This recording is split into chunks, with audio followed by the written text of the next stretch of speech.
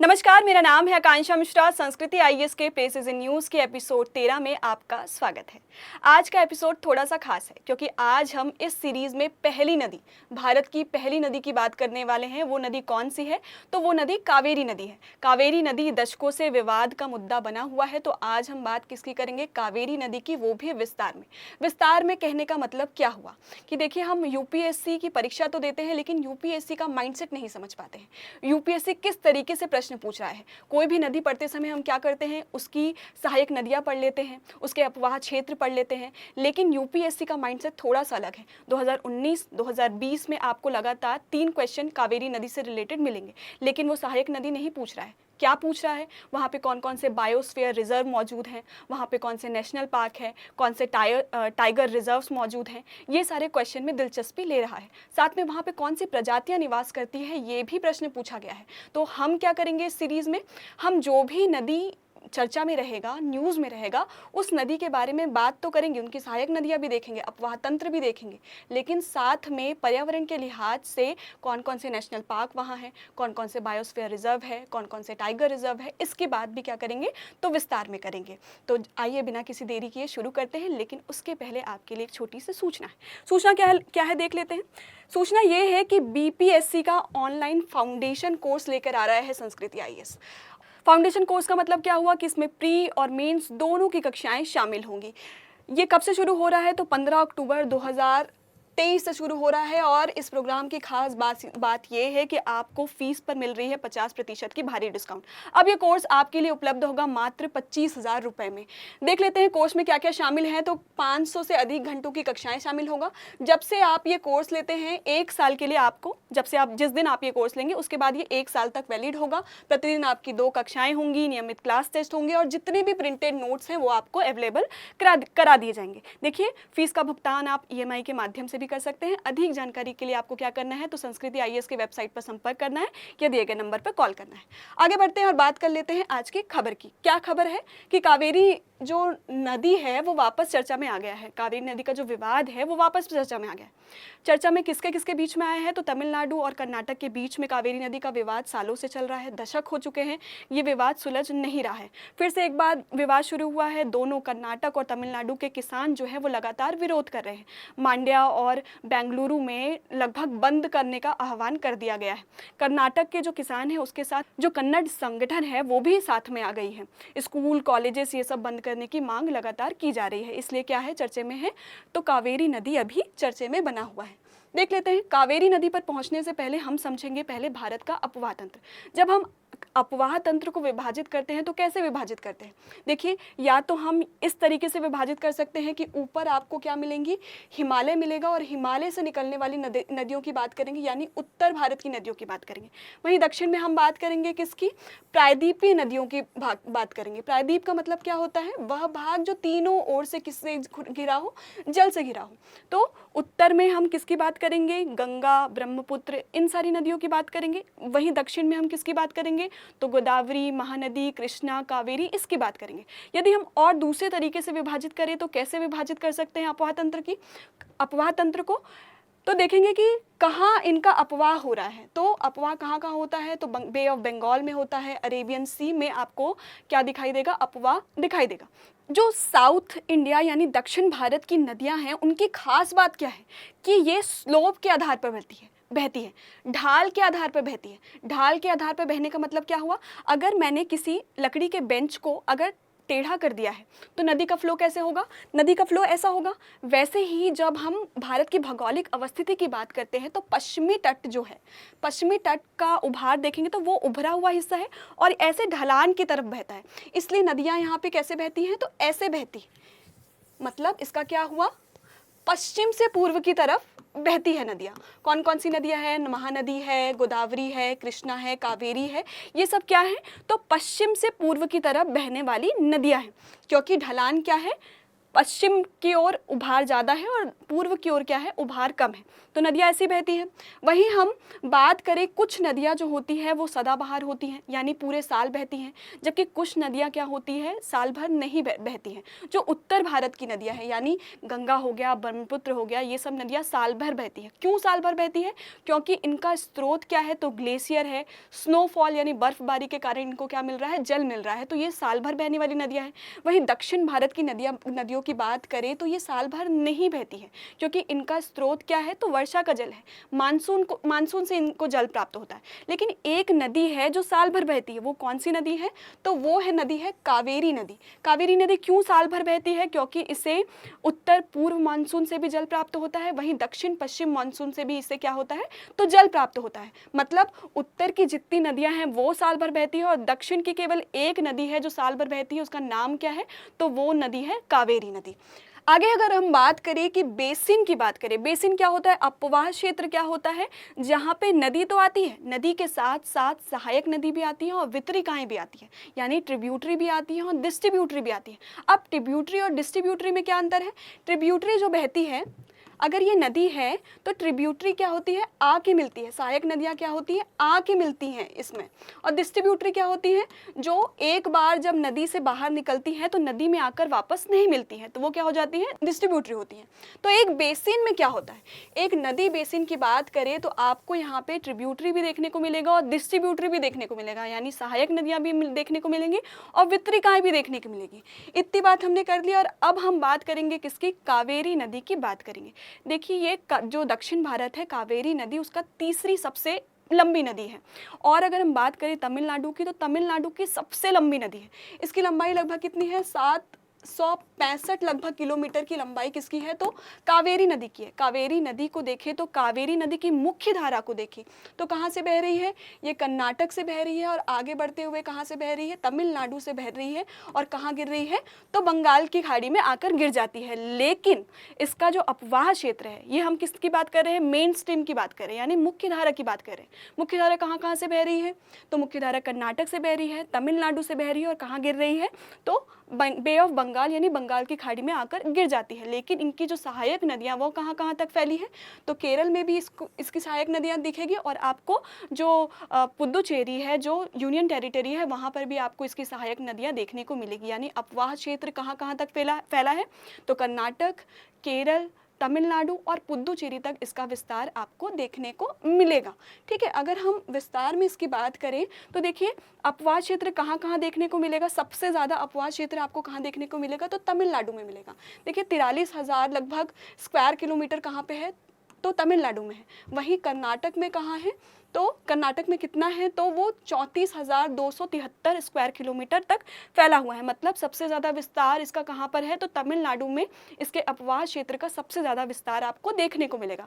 वहीं अगर हम लंबाई की बात करें तो लंबाई कहाँ कितनी देखने को मिल रही है, तो देख लीजिए कर्नाटक में आपको 320 किलोमीटर की लंबाई देखने को मिल रही है, जबकि तमिलनाडु में 416 किलोमीटर की लंबाई देखने को मिल रही है।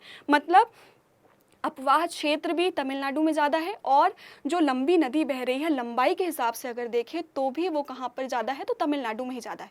अपवाह क्षेत्र और लंबाई के हिसाब से दोनों कहाँ ज़्यादा बहती है, तो तमिलनाडु में आपको देखने को मिलेगी। एक कॉमन बाउंड्री है, मतलब ये नेचुरल बाउंड्री बनाती है किसके किसके बीच में, तमिलनाडु और कर्नाटक के बीच में नेचुरल बाउंड्री बनाती है। उसकी लंबाई कितनी है, तो उसकी लंबाई कितनी है, तो 64 किलोमीटर की आपको लंबाई यहाँ पर देखने को मिलेगी।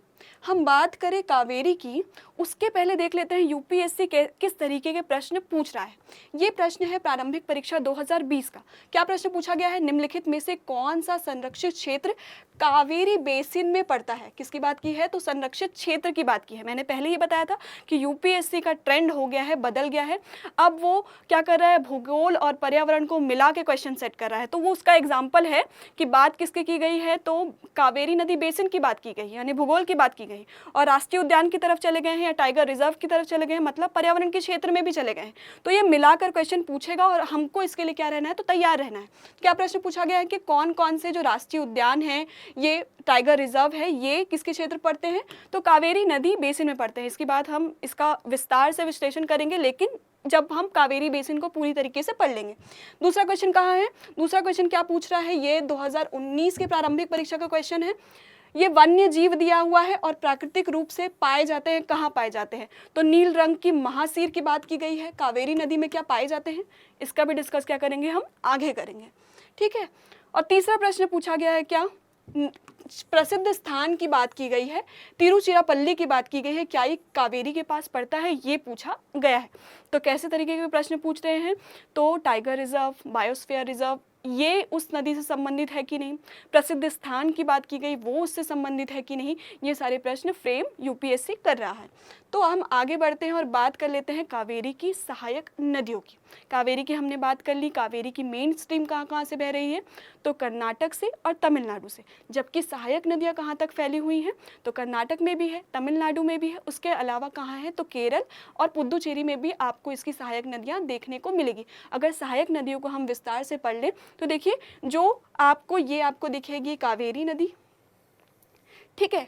इसके अगर इस तरफ देखें तो आपको क्या देखने को मिलेगा, तो आपको लेफ्ट बैंक ट्रिब्यूटरी मिलेगा, जबकि हम नीचे की बात करें तो आपको राइट बैंक ट्रिब्यूटरी दिखाई देगा, यानी बाईं ओर और दाईं ओर। प्रश्न इस तरीके से फ्रेम किया जाता है कि कौन कौन सी नदियाँ, सहायक नदियाँ जो हैं वो बाईं तरफ अवस्थित है, वहीं कौन कौन सी जो नदियाँ हैं वो दाईं तरफ अवस्थित हो। तो इस तरीके के प्रश्न फ्रेम किए जाते हैं। तो ये चीज़ हमें क्या करना है, तो ध्यान से देखना है।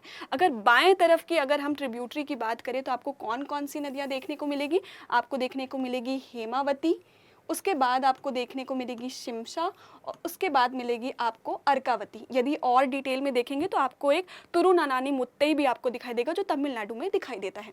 वहीं हम राइट बैंक ट्रिब्यूटरी की बात करें, वहीं अगर हम इसको डिटेल से देखना चाहें तो आपको यहाँ पे क्या दिखाई देगा, तो सबसे पहले ये जो है आपको दिखाई देगा ऐसा कुछ,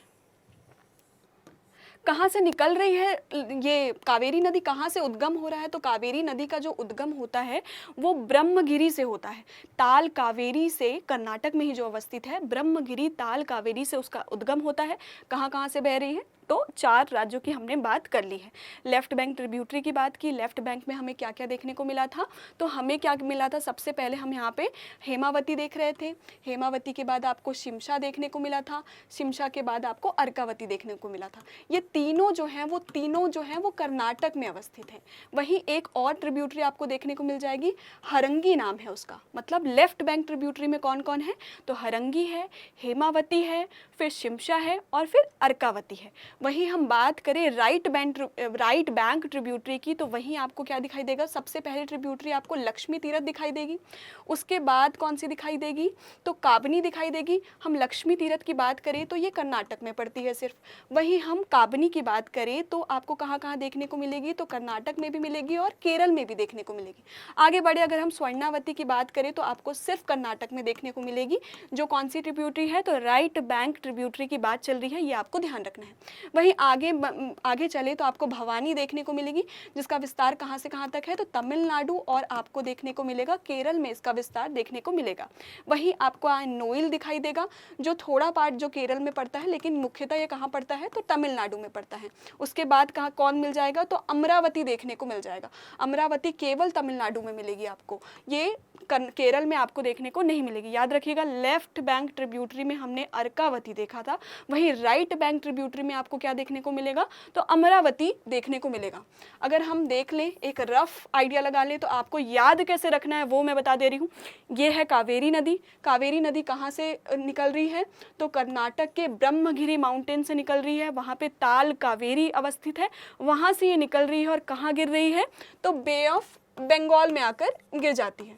अगर हम बात करें लेफ्ट बैंक ट्रिब्यूटरी की, तो यानी बाएं तरफ की सहायक नदियों की, तो कौन कौन सी है, तो आपको मिल जाएगी हरंगी, फिर आपको मिलेगी हेमावती, फिर आपको मिलेगी शिमशा, उसके बाद कौन मिलेगा, तो अर्कावती मिलेगा। वहीं हम राइट बैंक ट्रिब्यूटरी की बात करें, ट्रिब्यूटरी मतलब आके मिल रही हैं, तो एरो इस तरफ लगा दीजिए।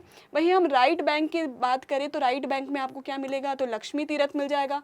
वहीं आगे बढ़े तो कौन मिलेगा, तो काबनी मिल जाएगा। काबनी के बाद आपको क्या मिलेगा, स्वर्णावती मिल जाएगा। स्वर्णावती के बाद क्या मिलेगा, भवानी मिलेगा। भवानी के बाद नोइल मिलेगा और क्या मिलेगा, तो अमरावती मिल जाएगा। अर्कावती लेफ्ट बैंक ट्रिब्यूटरी है और अमरावती राइट बैंक ट्रिब्यूटरी है। तो इतनी बातें हमने कर ली है और स्टेट वाइज भी हमने बातें कर ली है। अगर हम बात करें यहाँ पे कौन कौन से डैम मौजूद है, तो डैम देख लीजिए। डैम से पहले 2 आइलैंड की बात कर लेते हैं। आइलैंड बनाती है दो, आपको इसके तट पर जो आपको आइलैंड दिखाई देगा, दो आइलैंड दिखाई देंगे, एक श्रीरंगपट्टनम।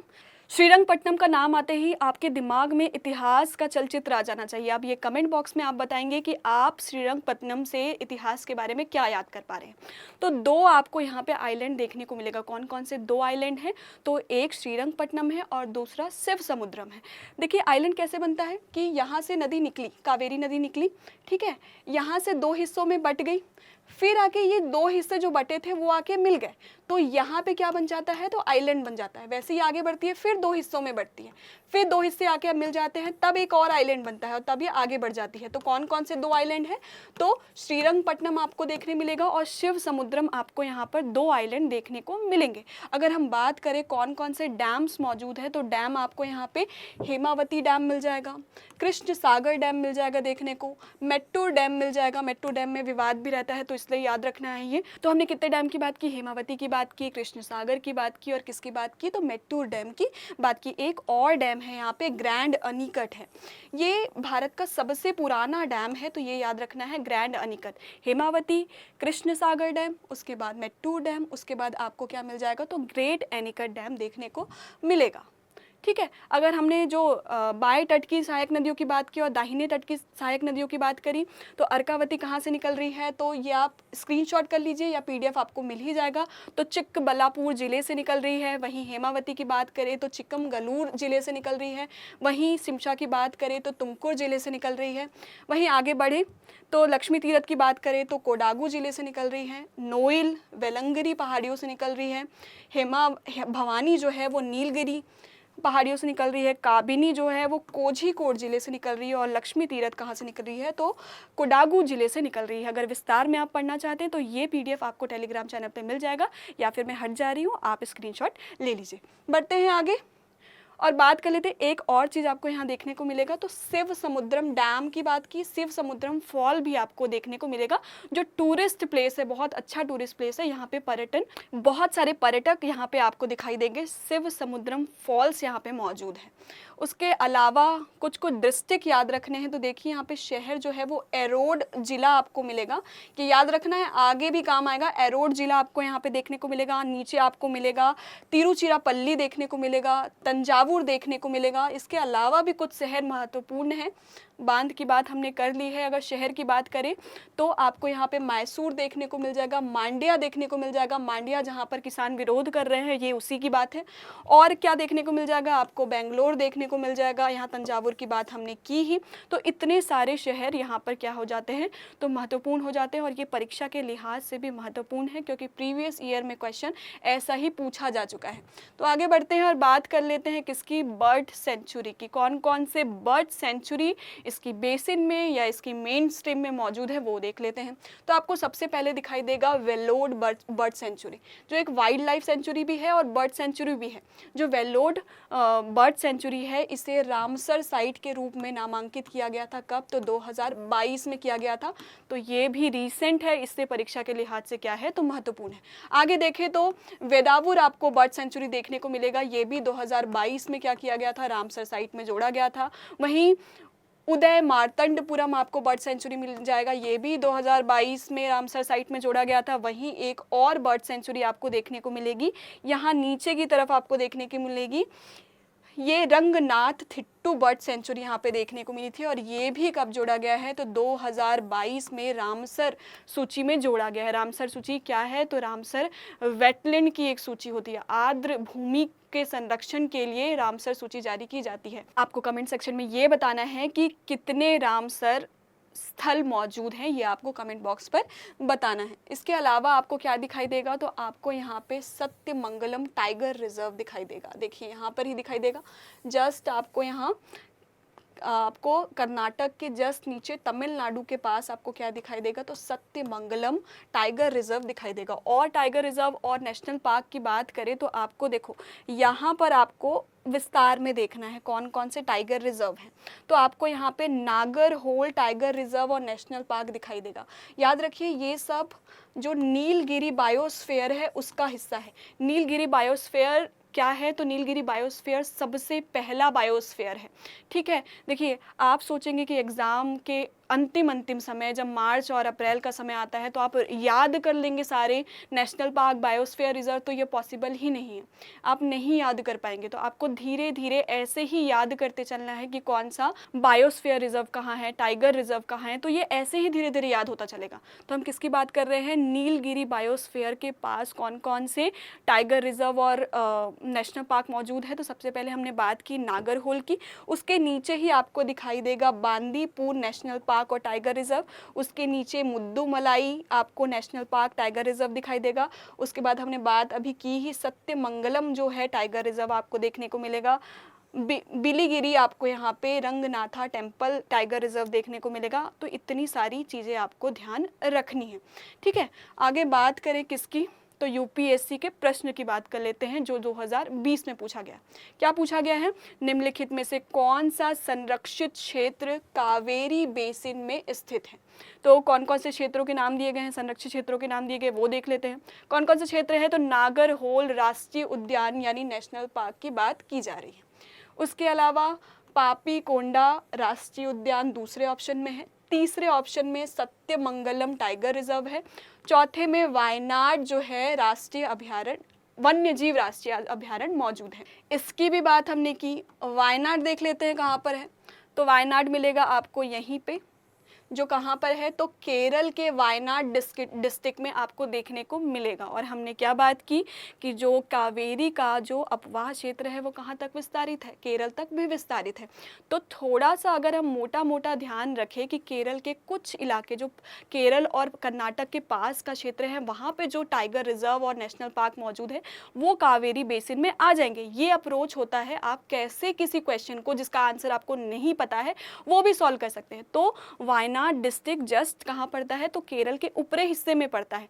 तो ये जो वायनाड क्या है, वाइल्ड लाइफ सेंचुरी है, वो भी किसके बेसिन में आता है, तो कावेरी के बेसिन में आता है। अब वही बात हुई किसकी, पापीकोंडा राष्ट्रीय उद्यान की। पापीकोंडा राष्ट्रीय उद्यान कहाँ है ये देख लेते हैं। पापीकोंडा राष्ट्रीय उद्यान है आपको यहाँ मिलेगा, यानी ये गोदावरी नदी के तट पर मिलेगा। और वहाँ प्रश्न क्या पूछा गया था, प्रश्न पूछा गया था कि कावेरी बेसिन में है, तो नागरहोल तो है ही, तो ये सही होता है। पापीकोंडा गलत है, सत्यमंगलन है और वायनाड भी है। तो कौन कौन से उत्तर सही होंगे, 1, 3, 4 ऑप्शन आपके यहाँ पे सही हो जाता है, यानी ऑप्शन सी आपका यहाँ पर क्या हो जाएगा, तो इस प्रश्न का सही जवाब होगा। आगे बढ़ते हैं और बात कर लेते हैं दूसरे प्रश्न की।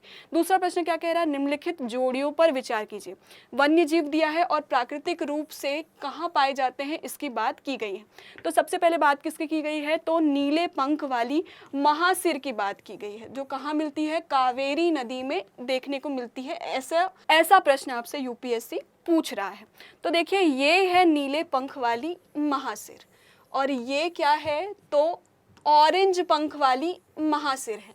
अभी तक डाउट बना हुआ है कि ये दोनों एक ही प्रजाति के हैं या दो अलग अलग फेनोटाइप मात्र है। मतलब क्या हुआ कि दोनों अलग अलग प्रजाति है, या बाहरी जो इसका आवरण है यानी बाहरी जो देखने का तरीका है, इसमें नीला दिखाई दे रहा है, इसमें संतरा दिखाई दे रहा है, मतलब एक ही प्रजाति के हैं लेकिन दो फेनोटाइप है जिनका बाहरी आवरण क्या है, अलग अलग है। तो ये अभी तक क्लियर नहीं हो पाया है। दोनों कहाँ पाया जाता है, तो कावेरी बेसिन में पाया जाता है। साथ में ही एक हम्प्ड बैक जो महासिर है वो भी पाया जाता है, जो कावेरी बेसिन में स्थानिक तौर पर पाया जाता है।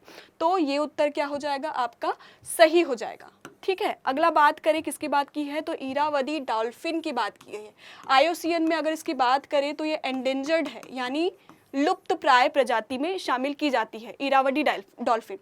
इरावदी डॉल्फिन कैसी दिखती है, तो इरावदी डॉल्फिन ऐसी दिखती है। और ये कहाँ पाई जाती है वो देख लेते हैं। तो इरावदी डॉल्फिन जो है, ये जो इलाका था वहाँ आपको देखने को मिल जाएगी कौन, तो नीले पंख वाली महासिर, संतरे पंख वाली महासिर और हम्प्ड बैक महासिर आपको देखने को मिलेगी, जिसकी हमने बात की। अभी हम किसकी बात कर रहे हैं, हम अभी इरावदी डॉल्फिन की बात करें। इरावदी डॉल्फिन कहाँ देखने को मिलती है, तो देखने को मिलती है म्यांमार में आपको नदी मिल जाएगी, अय्यारवाड़ी नदी मिल जाएगी। वहीं इंडोनेशिया में आपको महाकम, इंडोनेशिया इंडोनेशिया का जो बोर्नियो आइलैंड है वहाँ पर आपको महाकम नदी के पास इरावदी डॉल्फिन देखने को मिलेगी। मतलब म्यांमार में देखने को मिलती है, इंडोनेशिया में देखने को मिलती है, साथ में यहाँ पर मेकोंग रिवर गिरती है। मेकोंग रिवर कहाँ गिरती है? तो गिरती है साउथ चाइना सी में गिरती है। यहाँ पर भी आपको क्या देखने को मिलेगा? तो आपको इरावदी डॉल्फिन देखने को मिलेगा। वहीं हम भारत की बात करें तो भारत में यहाँ पे चिल्का झील आपको देखने को मिलेगा। तो चिल्का झील के क्षेत्र में आपको इरावदी डॉल्फिन देखने को मिलती है। अगर चिल्का झील का नाम ले रहे हैं तो याद रखिए कि सबसे पुराना जो रामसर स्थल है हमारे पास कौन सा है? तो चिल्का झील का ही है और यहाँ ही पाई जाती है क्या? तो इरावदी डॉल्फिन यहाँ पर पाई जाती है। तो ऑप्शन में क्या था? ऑप्शन में पूछा गया था आपसे इरावदी डॉल्फिन कहाँ मिलती है? तो चंबल नदी में मिलती है। चंबल नदी में नहीं मिलती है बल्कि चिल्का झील के क्षेत्र पर आपको देखने को मिलती है। वहीं अगला ऑप्शन दिया है रस्टी चित्तेदार बिल्लियाँ। ये चित्तेदार बिल्लियाँ, जो रस्टी चित्तेदार बिल्लियाँ हैं, वो विश्व की सबसे छोटी बिल्ली होती है। देखिए, पहले माना जाता था कि इसका जो विस्तार है सिर्फ दक्षिण भारत में देखने को मिलता है। वही देख लेते हैं, ये जो है ये आपको सिर्फ दक्षिण भारत में देखने को मिलता है, जो रस्टी चित्तेदार बिल्लियाँ देखने को मिलती है। लेकिन आगे गुजरात के तट पर भी आपको ये बिल्लियाँ देखने को मिलेगी। वहीं उत्तर भारत के कुछ क्षेत्र में भी आपको ये बिल्लियाँ देखने को मिलेगी। तो क्या पूछा गया है? ये हो गया आपका पश्चिमी घाट, ये हो गया आपका पूर्वी घाट। प्रश्न क्या पूछा था? प्रश्न ये पूछ रहा था कि जो ये चित्तेदार बिल्लियाँ हैं, जो रस्टी चित्तेदार बिल्लियाँ हैं, वो कहाँ देखने को मिलती है? तो पूर्वी घाट में देखने को मिलती है। पूर्वी घाट कहाँ है? तो दक्षिण भारत में है। मतलब पूर्वी घाट में ये बिल्लियाँ देखने को मिलती है। और ये ऑप्शन क्या हो जाता है? तो आपका सही हो जाता है। तो कौन कौन से ऑप्शन सही हुए? ऑप्शन 1 और 3 सही है, 2 गलत है। क्यों गलत है? क्योंकि जो इरावदी डॉल्फिन है वो चिल्का झील में पाई जाती है। तो कौन सा उत्तर सही होगा? यहाँ पे ऑप्शन सी आपका सही हो जाता है।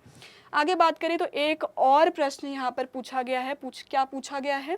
तो पूछा गया है पंढरपुर जो प्रसिद्ध स्थान है वो कहाँ पर है? तो चंद्रभागा नदी के पास में है। वहीं तिरुचिरापल्ली की बात की गई है, कावेरी नदी। हम्पी की बात की गई है तो मालप्रभा में बात की। पंढरपुर कहाँ है देख लेते हैं। पंढरपुर ये है जो कहाँ पर है? तो महाराष्ट्र में है। और यहाँ पर कौन सी प्रसिद्ध मंदिर अवस्थित है? तो विट्ठल रुक्मिणी मंदिर यहाँ पर अवस्थित है।